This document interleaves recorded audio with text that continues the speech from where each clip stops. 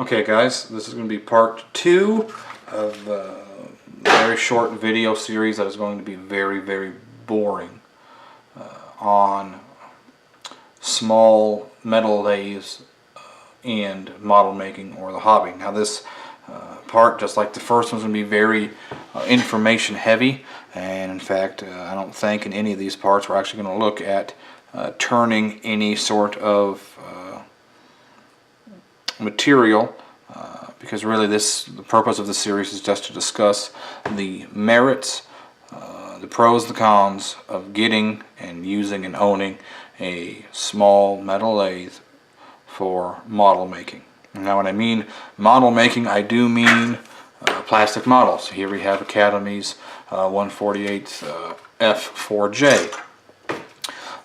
That's what I mean when I say model making. I don't mean you know, scratch building, studio scale Star Destroyers and Death Stars and Starship Enterprises or other equipment, or you know, building little clay figurines, or you know, other forms of making what are called models. I mean plastic model kits, like Tamiya's Easy 8, or Dragon's you know, Tigers, or anything like that. Now this does include scratch building things for that, scratch building sci-fi. I mean, the application for a lathe is really almost endless, but the point of this is to discuss model making in terms of plastic kits.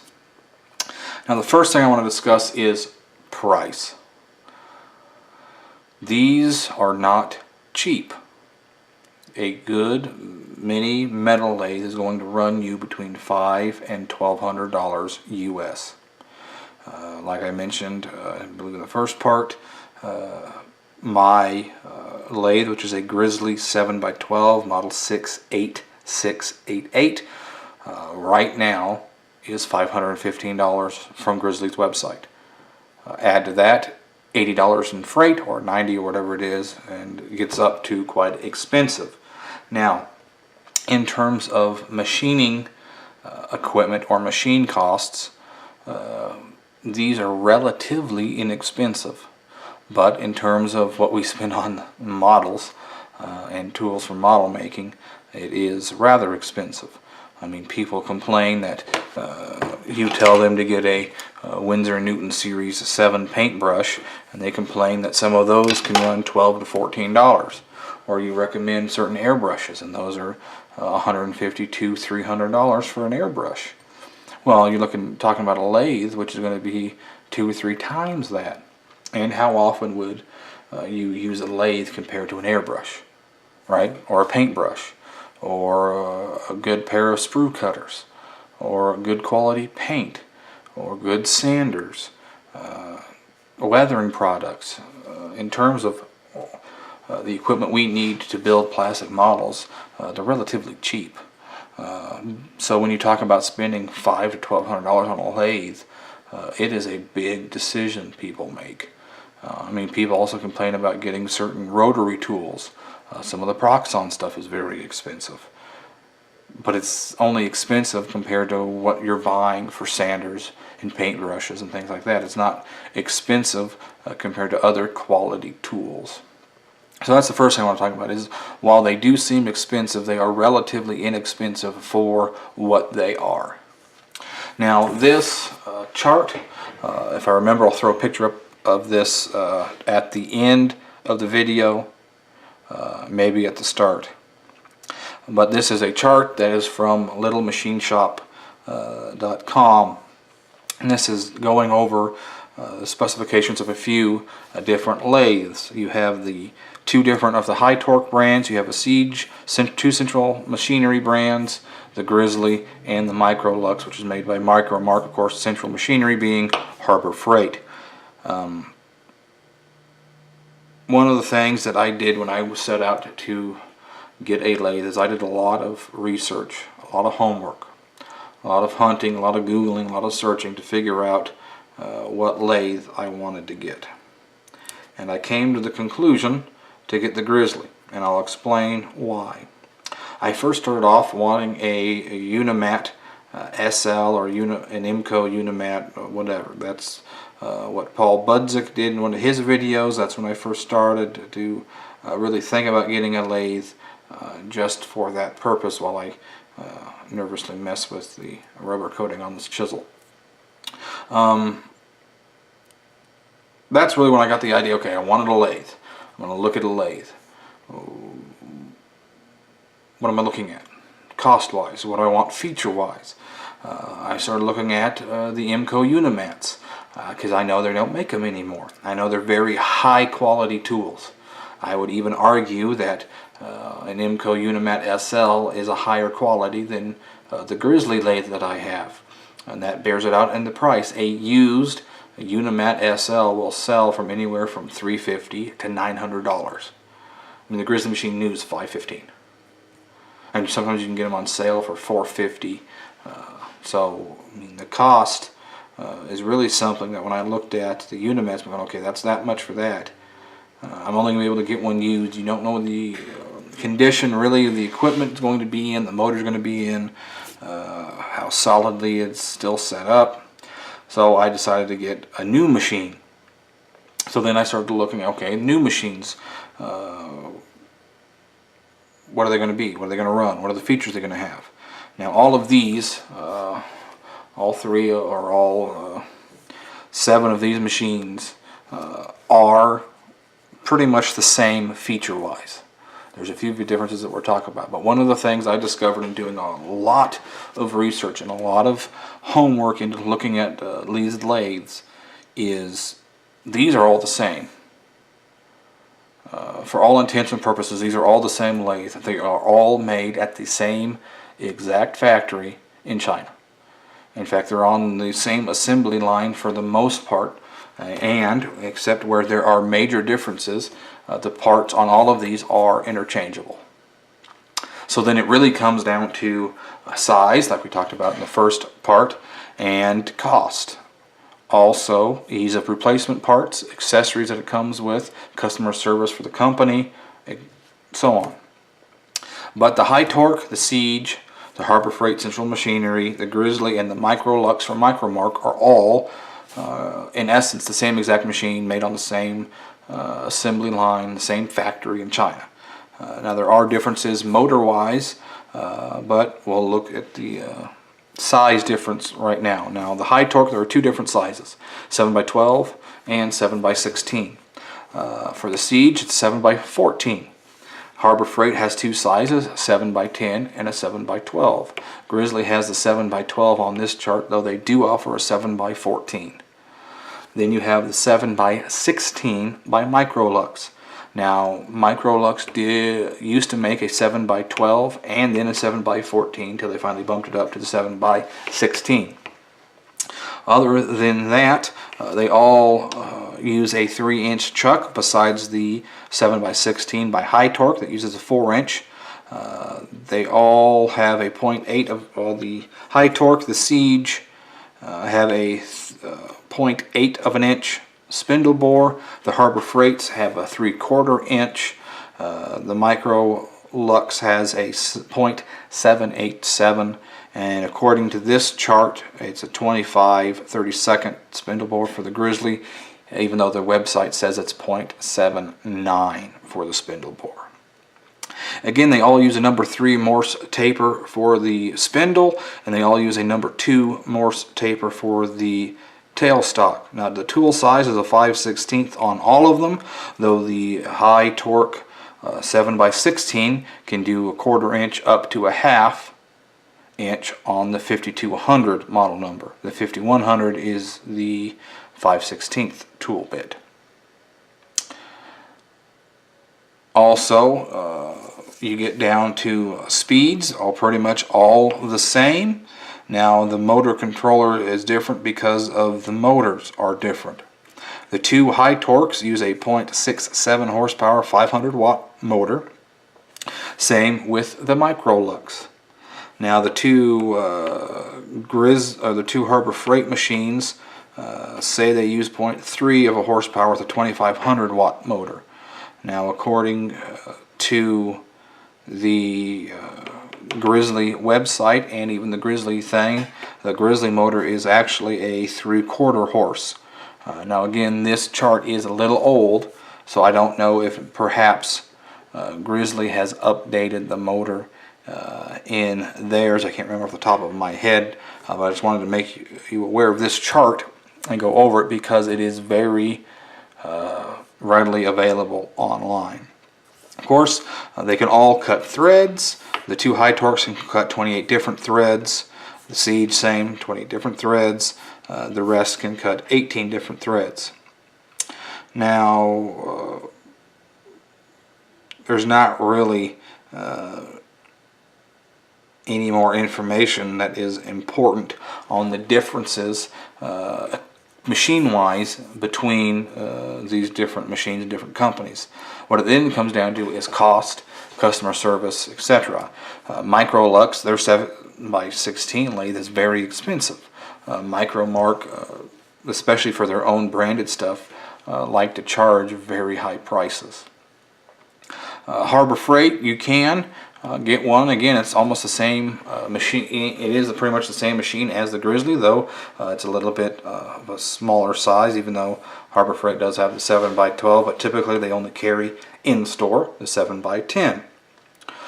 But picking one up is easy, returns are easy, customer service is generally pretty good from Harbor Freight.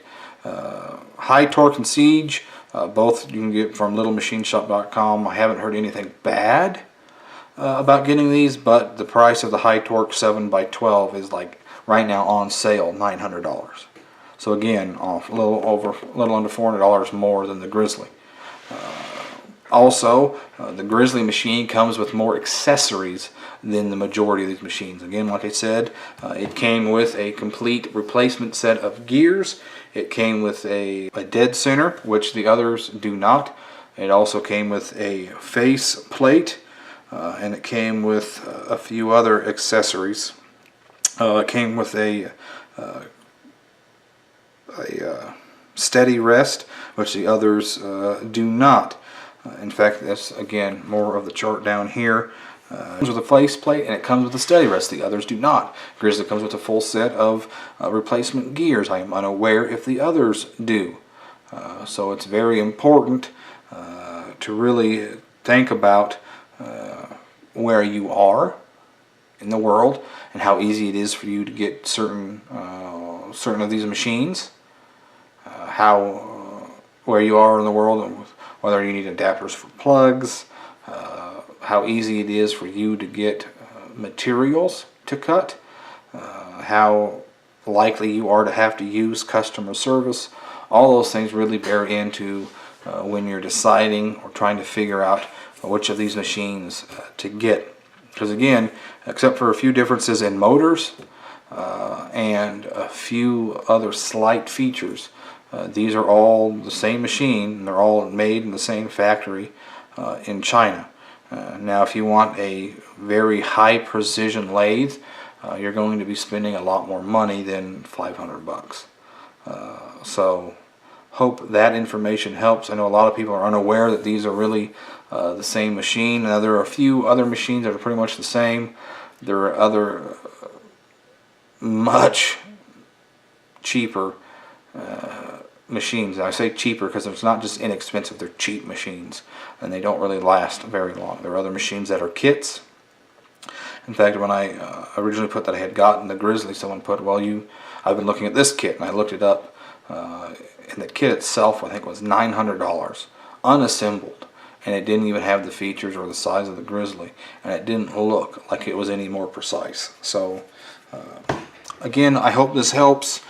Price wise, again, you're looking from anywhere from $500 up to $1,200. I know the 5200 of the High Torque is $1,200, but it automatically comes with a quick change tool post. It comes with a bigger motor. It comes with some other things that are pretty nice, but again, that won't have all the accessories that the Grizzly actually has. So again, if you're going to buy a lathe, don't rely on what I've said. Don't rely on the research I've done. Do your own. Go out there and look. You'll find this chart, I guarantee it. If you Google mini metal lathe, this will be like the 5th link down on Google. Right? I mean, you'll find plenty of information. You'll also find a lot of information from a lot of people who aren't really don't really know what they're talking about, who will always say that, you know, and I found this too, which is one of the, I laughed when I found the chart. I found the information about machines. Is I was reading people who were saying that they had the Grizzly 7x12 and it was great, but before that they had the Harbor Freight 7x10 and it was an absolute piece of garbage, and they never buy another Harbor Freight lathe again. Well, what are they going to say when they figure out that they're made in the same place by the same people, right? And it's just 2 inches shorter for the Harbor Freight. You know, you gotta look at what you have, what your budget is, because really, if you can't afford to spend at least $500 on a lathe, you're not going to get one that's worth anything. Really, to get a good setup for a lathe, you're going to need $700 to $800. For example, we'll take the Grizzly, which is the one I would recommend, and the one I have, of course. Right now, with shipping cost, the lathe costs about $600. Okay, but then you're going to need a bench or a place to put it. Then you're going to need bits. You're going to need to get a live center and a drill chuck for the tailstock, because it doesn't come with those. You're going to need to get the bits, if I didn't say that already. You need to get a good set of drill bits if you want to drill holes. Then you're going to have good lighting where you work. You have to figure out, you know, sourcing the materials you want to cut. You know, like I said, aluminum brass is easy. OnlineMetals.com if you're in the U.S. Great supplier. That's why I got everything I use. No, I'm not getting any money from them. I don't know why they would even do that, or people would think that, but just to clear, if someone wants to take issue with it, that's the best place I found to buy metals. Now styrene, that's even harder to source, and I haven't found a good source for that yet. But you have to consider all these things you got to get when you're going to spend $50 maybe only 30 on a good bench. You're going to spend 20-30 bucks on a few bits. You're going to spend 20-30 bucks on a few drill bits. You're going to spend 20-30 bucks on a live center and a drill chuck for the tailstock. You're going to get, I mean, this stuff adds up quick to where if you can't go and spend $800, you probably won't be able to get a good lathe. Now you may be able to find a good deal on eBay for a used lathe, which is a good thing. A good quality lathe will last a lifetime. So if you get one that's 20 years old, 10 years old, as long as it's in good shape and taken care of well, it'll serve you perfectly fine. Oftentimes you can find a lot of good deals there. But don't expect to come out of this only spending $200 or $300 on a good quality lathe that's going to allow you to turn down to what you want. So I hope this helps, guys. I know this part's been rather long, and I know all parts are going to end up being boring because it's just you either staring at a lathe or staring at a chart. But again, this is information heavy, not visual heavy. And I hope that you guys can take this, think about what you want, think about the features you need, think about the access to different equipment that you have, and come away with something that is going to be useful to you and will allow you to a little bit more information to make your minds up. But again, go out and do your own research. You really need to. You really need to figure out what it is you need, what it is you can get, and whether or not you actually think it is a viable option to you. I'll tell you right now, if you're only going to turn a gun barrel or two a year, don't get a lathe. If you're only getting a lathe to turn road wheels, don't get a lathe. If you're only getting a lathe to turn down gun barrels for armor, don't get a lathe. But if you plan to use it for anything else, if you have any other hobbies that could use it, or anything else that you do, you'll find a use for it. Then you should get one. But if you just want one to be able to make, cleaning up the road wheels on your Sherman easier, there are cheaper, much cheaper ways to do that. So I hope this helps, guys. You have a good one. See you later.